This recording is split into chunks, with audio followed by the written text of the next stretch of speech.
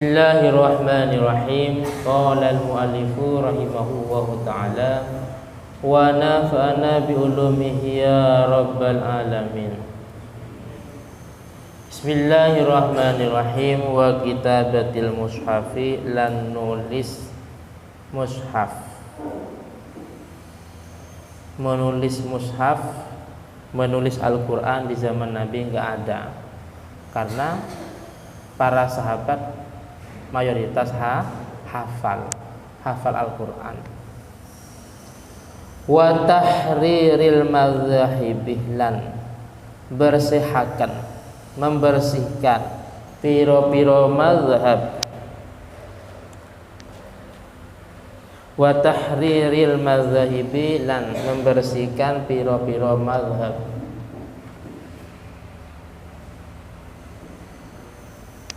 Mazhab di zaman Nabi enggak ada.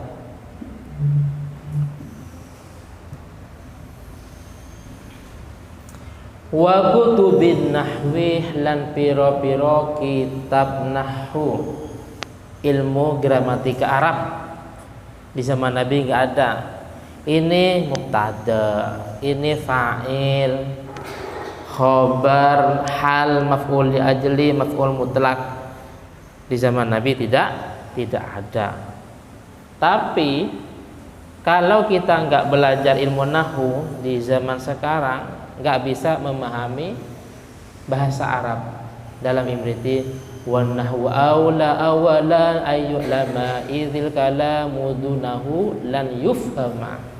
Wan nahwu aula, utawi ilmu nahwu aula itu lebih utama. Awalan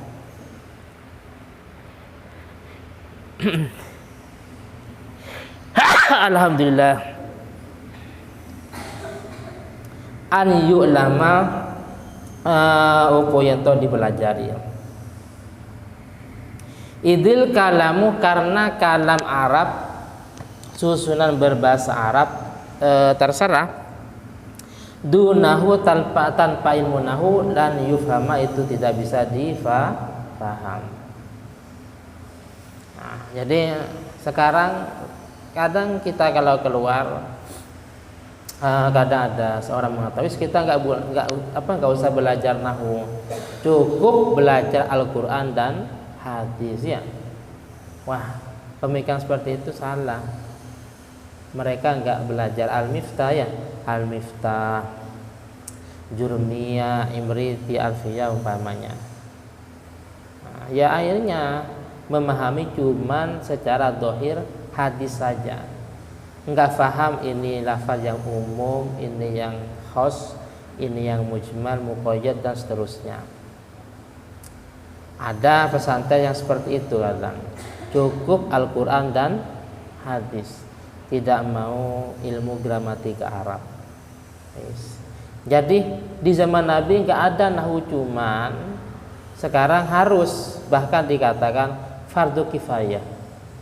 Berarti kalau fardu kifayah, kalau dalam satu daerah itu satu pun tidak ada yang belajar nahwu, semuanya berdosa. Ilmu itu kan banyak macamnya. Ilmu itu ada yang fardu ain, ada yang fardu kifayah. Fardu ain fikih, tapi tidak semua fikih. Fardu ain fikih adalah sebuah ilmu yang bisa mengesahkan ibadah. Berarti tentang masalah bersuci wajib fardu ain, tentang masalah wudu, mandi besar, sholat, zakat umpamanya itu wajib.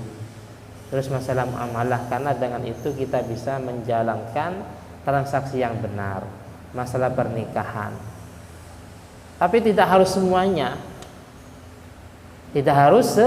karena dalam fikih itu masalah ibadah, masalah muamalah, munakahat dan jinayat kriminal. Kalau semuanya kita berdosa kalau nggak belajar tentang masalah pencurian, itu nanti untuk orang tertentu, orang yang menjadi KUA umpamanya ya, bekerja di pengadilan agama. Jadi fanu menjadi KUA, harus menguasai fikih, khususnya dalam masalah pernikahan, perceraian. Di pengadilan agama harus menguasai fikih tentang masalah wakaf ya, wakaf, hukum pidana umpamanya. Kalau kuliah yang nyambung jurusan HKI ya, jurusan HKI itu nyambung. Kalau tidak menjadi di KUA, di pengadilan agama, ya tidak semuanya wajib kita pelajari, cuman hukum yang ada kaitan dengan sahnya ibadah kita. Tidak harus mulai dari bab bersuci sampai bab perbudakan, nggak harus fardu ain. Jadi fikih fardu ain tapi tidak semuanya.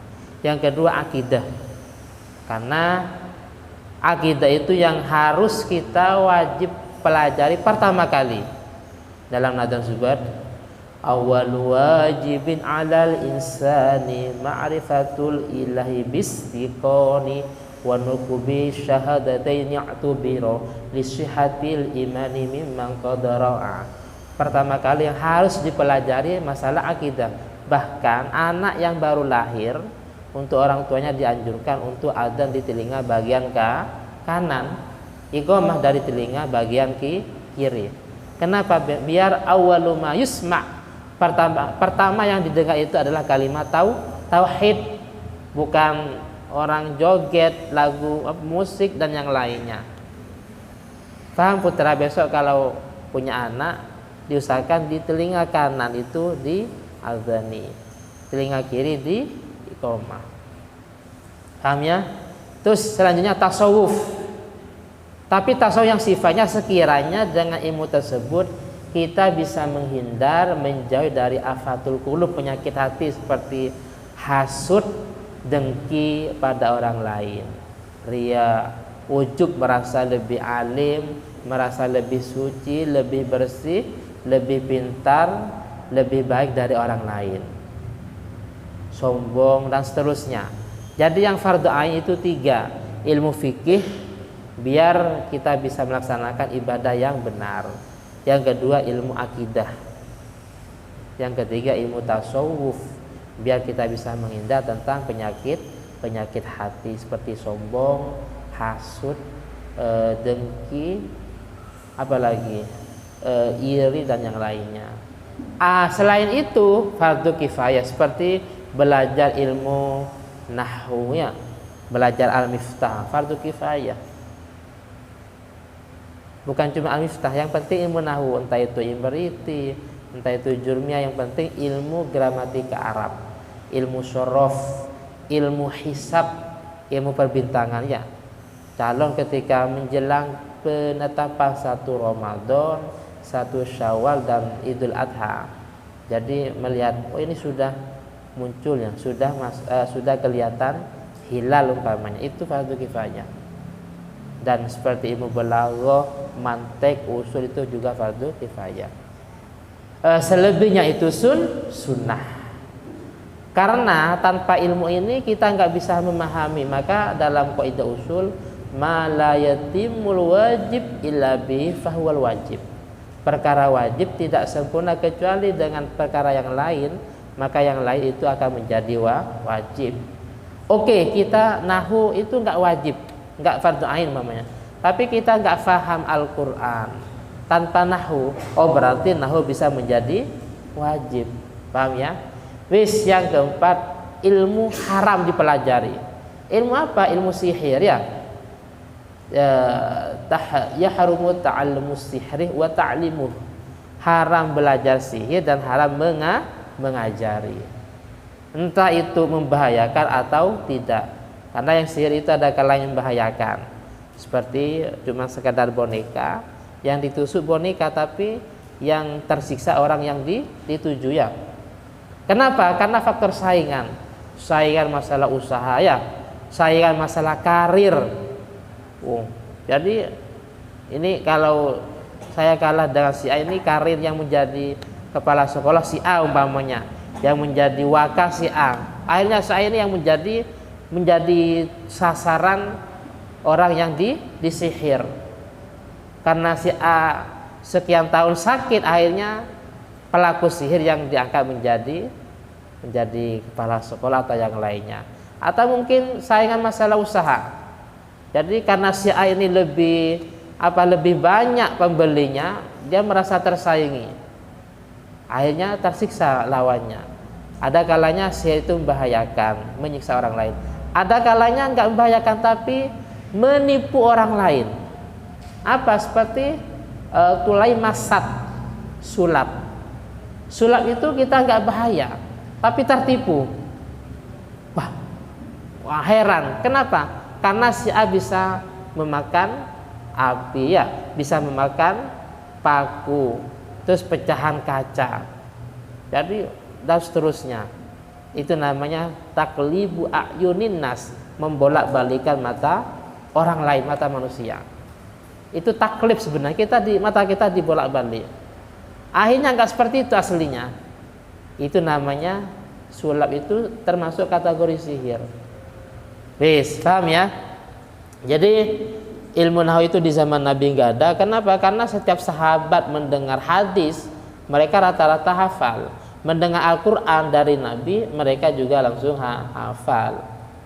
Wah, kita ya nggak bisa seperti itu. Selanjutnya wal hisab, ilmu hisab. Nah, ilmu perbintangan, ilmu hisabnya.